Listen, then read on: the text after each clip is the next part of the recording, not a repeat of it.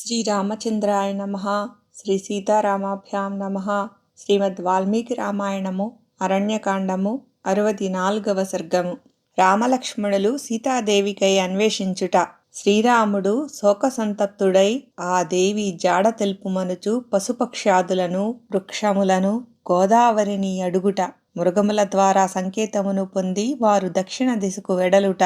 సీతాదేవి ధరించిన పూలను ఆభరణములను ఆమె పాద చిహ్నములను గుర్తించుట. భగ్నములైన కవచాది యుద్ధ సాధనములు ఆయనకు కనబడుట. దేవతలు సీతాదేవిని తీసుకొని వచ్చి తనకు అప్పగింపనిచో ముల్లోకములను భస్మము చేయుటకు శ్రీరాముడు సిద్ధపడుట. దుఃఖితుడయ్యున్న రాముడు లక్ష్మణునితో, ఓ సోదరా, సీతాదేవి పద్మములను తీసుకుని వచ్చుటకై గోదావరి నదికి వెళ్ళినదో ఏమో, కనుక నీవు వెంటనే ఆ నదీ తీరమునకు వెళ్ళి తెలుసుకుని రమ్ము అని దైన్యముతో పలికెను. అంతటా వేగముగా వెళ్ళగలవాడు శత్రు సంహార సమర్థుడు అయిన లక్ష్మణుడు రమ్యమైన గోదావరి నది ఒడ్డునకు వెళ్ళెను. చక్కని రేవులు గల ఆ నదీ తీరమునందంతటను వైదేహి కొరకు బాగుగా వెదకి వచ్చి శ్రీరామునితో ఇట్లు నుడివెను. అన్నా, నేనెంతగా గాలించినను అందెచ్చటను ఆమె కనబడలేదు. ఆమె కొరకు బిగ్గరగా కేకలు వేసినను సమాధానము లేకుండెను. తనను దర్శించిన వారి క్లేశములను రూపుమాపునట్టి ఆ వైదేహి ఎచ్చటికి వెళ్ళినదో ఏమో. ఆమెయున్న ప్రదేశమును మాత్రము కనుగొనలేకపోయితిని. లక్ష్మణుని మాటలను విని శ్రీరాముడు ఇంకనూ సంతాపముతో కృంగిపోయెను. లక్ష్మణుని విచారణతో తృప్తిపడక రాముడు తానే స్వయముగా గోదావరి నదీ తీరమునకు వెళ్ళెను. అతడు ఆమెకై అంతటను తిరుగుచూ సీత ఎక్కడా, సీత ఎక్కడా అని బిగ్గరగా కేకలు పెట్టెను. వదార్హుడైన రావణుడు సీతాదేవిని అపహరించుకుపోయిన విషయమును అచటగల వివిధములగు ప్రాణులు గాని గోదావరి నది గాని తెలుపలేదు. శ్రీరామునకు ప్రియమైన సీతాదేవి యొక్క జాడను తెలుపుము అని అచటి ప్రాణులన్నీయును ఎంతగా ప్రేరేపించినను, రాముడు శోకమగ్నుడై ఎంతగా ప్రార్థించినను గోదావరి నది మాత్రము ఆమెను గూర్చి ఒక్క మాటయూ పలుకలేదు. దుష్టబుద్ధి అయిన రావణుని యొక్క భయంకర రూపమును, క్రూర కర్మలను తలంచుకొని భయపడిన ఆ నది వైదేహిని గూర్చి ఏమీయూ పలుకలేదు. సీత కనబడకపోవుటచే కృశించియున్న రాముడు ఆమె జాడ విషయమున నది మౌనమోహించుటచే నిరాశకు లోనైన వాడై సౌమిత్రితో ఇట్లనెను. సౌమ్యుడవైన ఓ లక్ష్మణ, జానకి విషయమున ఈ గోదావరి నది ప్రత్యుత్తరమిచ్చుటలేదు. సీత నా ప్రక్కన లేకుండా సీత ఎడబాటునకు లోనై ఒంటరిగా ఉన్న నేను ఆమె తల్లిదండ్రులకు ఈ అప్రియ వార్తను ఏమని తెల్పను?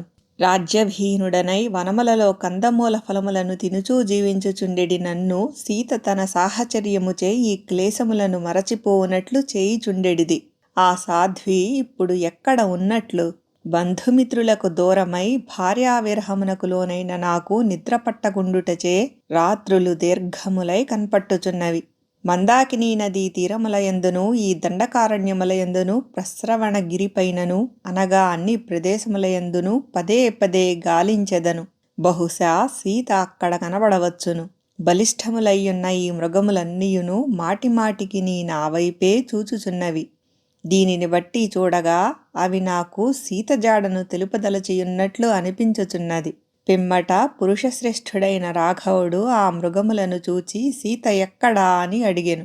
కన్నీరు గార్చుచూ మసకబారిన దృష్టితో తమ వైపే చూచుచూ శ్రీరాముడు అట్లు అడుగగా ఆ మృగములన్నీయును వెంటనే లేచి దక్షిణ దిశకు మరలి ఆకాశము వైపు చూడసాగెను. అపహరణకు గురి అయిన సీతాదేవి వెళ్లిన దిశను అనుసరించి ఆ మార్గమున పరుగెత్తుచూ ఆ మృగములు పదే పదే వెనుకకు మరలి శ్రీరాముని వైపే చూచుచుండెను. ఆ మృగములు దక్షిణ దిశగా ఆకాశ మార్గమును చూచుచూ ఆ మార్గమున ముందునకు సాగుచుండెను. దానిని బట్టి అవి సీత వెళ్లిన మార్గమును తమకు చూపుచున్నట్లు లక్ష్మణుడు గ్రహించెను. అవి చెప్పదలుచుకొనిన విషయ సారాంశమును ప్రజ్ఞాశాలి అయిన లక్ష్మణుడు గుర్తించి ఆర్తుడై అన్నతో ఇట్లు నుడివెను. ఓ పూజ్యుడా, సీత ఎక్కడా అని నీవు అడుగగనే ఈ మృగములన్నీయును వెంటనే లేచి దక్షిణ దిశగా మార్గమును సూచించుచున్నవి. కనుక అన్నా, మనము రాక్షసులకు ఆలవాలమైన నైరుతి దిశగా వెళ్ళుదము. అట్లు వెళ్ళినచో ఒకవేళ సీతాదేవి కనపడవచ్చును, లేదా ఆమెను కనుగొను ఉపాయమైనను దొరకవచ్చును. సరే అని తన ఆమోదమును తెలుపుచూ శుభలక్షణ సంపన్నుడైన శ్రీరాముడు లక్ష్మణుడు వెంట వచ్చుచుండగా భూతలమును పరికించి చూచుచూ దక్షిణ దిశగా బయలుదేరెను. ఆ అన్నదమ్ములు ఇరువురును పరస్పరము ఇట్లు మాట్లాడుకొనుచూ వెళ్ళుచుండగా భూమిపై దారిలో వరుసగా పడియున్న పువ్వులను జూచిరి. చిన్న ఆధారము దొరికినను దానిని గూర్చి పూర్తిగా పసిగట్టగలిగిన రాముడు భూమిపై పడియున్న ఆ పుష్ప పరంపరను జూచి దుఃఖితుడై లక్ష్మణునితో ఇట్లు దైన్యవచనములను పలికెను. ఓ సౌమిత్రి, నేలపై పడియున్న ఈ పుష్పములను నేను చక్కగా గుర్తించుచున్నాను. ఇవి సీతాదేవి తన కురులపై ధరించినవే. అంతేకాదు వాటిని తెచ్చిపెట్టినది కూడా నేనే. నాకు ప్రీతిని గూర్చుటకై సూర్యుడు వీటిని వాడిపోనీయలేదు, వాయువు ఎగురగొట్టలేదు. భూదేవి ఆదరముతో భరించుచున్నది. వారు రక్షించుచుండుట వలననే కాబోలు ఇప్పటికినీ ఇవి బాగుగా శోభిల్లుచునే ఉన్నవి. పురుషోత్తముడైన శ్రీరాముడు మిక్కిలి భుజబలశాలి అయిన లక్ష్మణునితో ఇట్లు పలికిన పిమ్మట ఆ ధర్మాత్ముడు చక్కని సెలయేళ్లతో ఒప్పుచుండెడి ప్రస్రవణగిరిని ఉద్దేశించి ఇట్లు నుడివెను. ఓ పర్వతరాజమా, నా భార్య అయిన సీతాదేవి ఈ రమ్యమైన వనమునందు నా ఎడబాటునకు గురి అయినది. ఆ సర్వాంగ సుందరిని నీవు చూచితివా? మృగరాజు అల్పప్రాణిపై కోపించినట్లు ఆ రాముడు మిగుల క్రుద్ధుడై, ఓ గిరివరా, నేను నీ శిఖరములను ధ్వంసము చేయక ముందే బంగారు వన్నెతో కళకళలాడుచుండెడి ఆ సీతాదేవిని నాకు చూపుము. సీత విరహబాధలో క్రుద్ధుడై రాముడు ఇట్లు పలికిన పిమ్మట ఆ ప్రస్రవణగిరి రామునకు సీతను గూర్చిన సమాచారమును తెలుపుచున్నదా అనునట్లు ప్రతిధ్వనించెను. కాని ఆమెను మాత్రము చూపలేదు. అనంతరము దశరథుని కుమారుడైన శ్రీరాముడు ఆ పర్వతముతో ఈ విధముగా వచించెను. ఓ శైలమా, సీత జాడ నాకు తెలుపనిచో నీవు నా బాణాగ్ని జ్వాలలో మలమల మాడి మసి అయిపోవుదు. నీపై శోభిల్లుచున్న గడ్డి పరకలు, చెట్లు చేమలు సర్వనాశనము కాగలవు. అప్పుడిచట సంచరించువాడే ఉండడు. ఓ లక్ష్మణ, సాధ్వియు చంద్రవదనయు అగు సీతాదేవి యొక్క సమాచారమును ఈ నది అయినను తెలుపనిచో దీనిని శుష్కింపజేసదను అని పలుకుచూ క్రుద్ధుడైన శ్రీరాముడు తన తీక్షణములైన చూపులతో నదిని భస్మమొనర్పుచున్నాడా అనునట్లు ఒప్పుచుండెను. ఇంతలో శ్రీరాముడు పర్వతమునకును నదికిని సమీపమున గల నేలపై ఒక రాక్షసుని యొక్క పెద్ద పెద్ద పాదముల గుర్తులను చూచెను. రాక్షసుడు అనగా రావణుడు వెంబడింపగా భయపడుచూ రక్షణ కొరకై శ్రీరాముని ఆశ్రయింపగోరి ఇటునటు పరిగిడిన సీతాదేవి యొక్క పాదముద్రలు కూడా ఆయనకు కనబడెను. శ్రీరాముడు సీతాదేవి పాదచిహ్నములను రాక్షసుని కాలిగుర్తులను పరికించి చూచుచూ ముందునకు వెళ్ళుచుండగా ఆయనకు ముక్కలు ముక్కలై పడియున్న ధనుస్సు, అమ్ముల పొదులును, అంతటను చిన్నా భిన్నములై పడియున్న రథ శకలములను కన్పట్టెను. అప్పుడు రాముడు దిగ్భ్రాంతికి గురి అయి తన అనుంగు తమ్మునితో ఇట్లు పలికెను. ఓ సౌమిత్రి, సీతాదేవి యొక్క బంగారు ఆభరణముల ముక్కలు, వివిధములగు హారములు ఇచట పడియున్నవి చూడుము. ఈ ప్రదేశమునందంతటను కాచబడిన బంగారు ముక్కల వంటి ఈ నెత్తురు బొట్లు చిత్రముగా వ్యాపించియున్నవి గమనింపుము. ఓ లక్ష్మణ, కామరూపులైన రాక్షసులు వైదేహిని ముక్కలుగా చేసి ఉండవచ్చును, లేదా భక్షించి ఉండవచ్చును. సీతాదేవి కొరకై పరస్పరము కలహించుకొని ఇద్దరు రాక్షసులు ఘోర యుద్ధమునకు తలపడినట్లు కనిపించుచున్నది. ముత్యములను మణులను పొదిగి మేలిమి బంగారముతో నిర్మితమైన ఒక మహాధనస్సు విరిగి నేలపాలయ్యున్నది. ఇది ఎవరిదయ్యుండును? ఇచట ఒక బంగారు కవచము ముక్కలు ముక్కలై నేలపై పడియున్నది. ఇది వైఢూర్యమునులచే పొదుగబడి మధ్యాహ్న సూర్యుని వలె మిరిమిట్లు గొల్పుచున్నది. ఇంతకును ఇది ఎవరిది? దివ్యములైన మాలలతో అలంకృతమై 100 చువ్వలు గల ఒక ఛత్రము నేలపై ఇచట పడియున్నది. ఈ గొడుగు కర్రగూడా విరిగియున్నది. ఇది ఎవరిదో గదా? బంగారు కవచములను పిశాచ ముఖములను కలిగియున్న ఈ గుర్రములు రణరంగమున నేల కొరిగియున్నవి. భీకరములైన మహాకాయములు గల ఈ రథాస్వములు ఎవరివయ్యుండును? మండుచున్న అగ్నిజ్వాలల వలె కాంతులను విరజిమ్ముచు సమరధ్వజముతో ఒప్పుచున్న ఒక యుద్ధరథము విరిగిపడియున్నది. ఇది ఎవ్వరిదో సుమా? బంగారపు తాపడము గలిగి రథము యొక్క ఇరుసు ప్రమాణముతో ఒప్పుచు పదునుదేలియున్న ఈ బాణములు ముక్కలు ముక్కలై అంతటను చెల్లాచెదురుగా పడియున్నవి. ఇవి ఎవరివయ్యుండును? ఓ లక్ష్మణ, ఇటు చూడుము. ఇచట బాణములతో నిండిన 2 అమ్ముల పొదులు భగ్నములై పడియున్నవి. అచట చేతిలో కొరడా అనగా చెన్నకోల పట్టుకొనిన ఒక రథసారథి హతుడై పడియున్నాడు. ఈ తూణీరములు ఎవ్వరివి? ఆ సారథి ఎవరివాడు? ఓ నరశ్రేష్ఠుడా లక్ష్మణ, తలపాగాలను మణికుండలములను ధరించియున్న ఇద్దరు చామరగ్రాహిణులు రణరంగమున చచ్చిపడియున్నారు. వీరు ఎవరికి చెందియుందురు? ఈ దారిలో కనబడుచున్న కాలిగుర్తులు ఒక రాక్షసునివే, ఇందు సందేహము లేదు. ఈ సంఘటనతో రాక్షసులపై నాకు గల వైరము 100 రెట్లు పెరిగినది. వారినిక ప్రాణములతో వీడను. కామరూపులై కఠినాత్ములగు ఆ రాక్షసులు ఆ సీతాసాధ్విని అపహరించుటగాని చంపుటగాని భక్షించుటగాని చేసియుందురు. మహారణ్యమునందు అపహరణకు గురి అయి రాక్షసులచే తీసుకొని పోబడుచున్న సీతాదేవిని ఏ ధర్మాత్ముడునూ రక్షింపలేదు. ఇంతటి ఆపద వచ్చిపడినప్పుడును ఎవ్వరునూ రక్షింపకుండుట అధర్మము అని శ్రీరాముడు కుపితుడాయను. ఓ లక్ష్మణా, సీతాదేవి అపహరింపబడుటయో లేక భక్షింపబడుటయో జరిగియుండును. ఈ సమయములో మనలను ఆదుకొనగలిగిన మహాత్ములెవరు? ఈ సమయమున నాకు ఇట్టి అప్రియమును కోర్పగలిగిన ఆ మొనగాడు ఎవడు?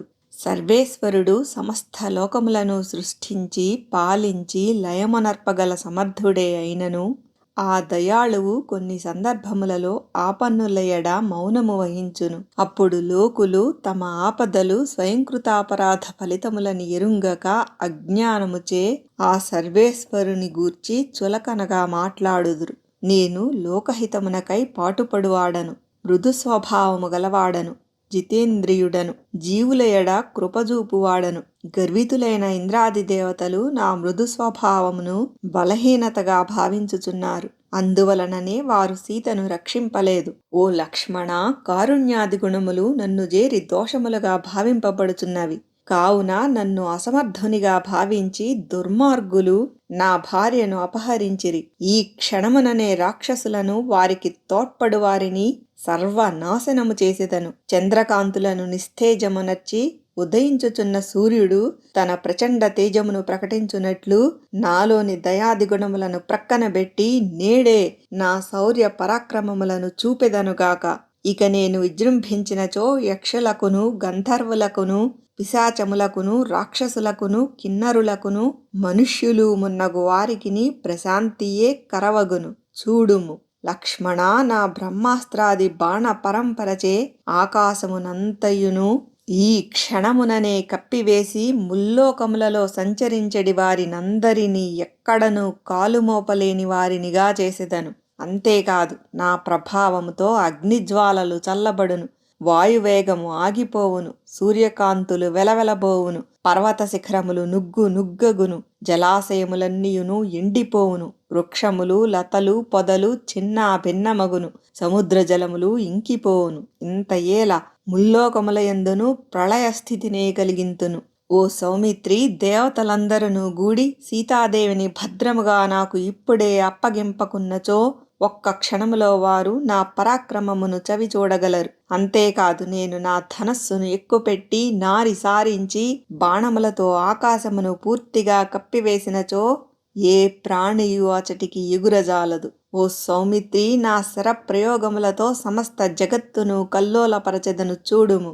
ఆ స్థితిలో పక్షులు మృగములు మొదలగు ప్రాణులన్నీయును మృతి చెందును, లేక చెల్లా చెదరగును, ప్రకృతి అంతయును అస్తవ్యస్తమగును. నేను ఆకర్ణాంతము లాగి ప్రయోగించిన బాణములను ఎవ్వరునూ అడ్డుకొనజాలరు. అట్టి నా శరముల ద్వారా సీతానిమిత్తమై ఈ లోకమున గల పిశాచములను రాక్షసులను పూర్తిగా నిర్మూలించెదను. నా బాణములు దిగంతముల వరకును నిరాఘాటముగా రివ్వున సాగిపోగలవు.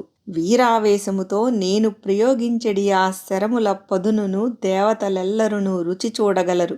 నా క్రోధ ప్రభావమునకు ముల్లోకములను నశించినప్పుడు దేవతలును దైత్యులును పిశాచములును రాక్షసులును మిగులరు. దేవ దానవ యక్ష రాక్షసుల లోకములన్నీయును నా బాణ పరంపర ధాటికి పెక్కు రీతులుగా ముక్కలు ముక్కలై తీరును. ఓ సౌమిత్రి, నా ప్రేమ పెన్నిధి అయిన సీత అపహరణకు గురి అయినను మృత్యుపాలైనను ఆమెను దేవతలు సురక్షితముగా నాకు అప్పగింపనిచో నా బాణ పరంపరకు గురి చేసి ఈ లోకములను అన్నింటినీ అస్తవ్యస్తమునర్చెదను. సీతాదేవి భద్రముగా నన్ను చేరనిచో ఈ సమస్త చరాచర జగత్తును రూపుమాపెదను. లక్ష్మణునితో ఇట్లు పలికిన పిమ్మట శ్రీరాముడు రోషముతో కన్నులెర్రచేసిన వాడై ధనుస్సును గట్టిగా పిడికిలితో పట్టుకొని విషసర్పము వలె భయంకరమై పదును దేలి మెరయుచున్న బాణమును చేతబట్టెను. పిమ్మట శత్రుపురములను ఛేదించువాడును అజేయుడును అయిన శ్రీరాముడు బాణము నిక్కుపెట్టి ప్రళయకాలాగ్ని వలె క్రుద్ధుడై ఇట్లు నుడివెను.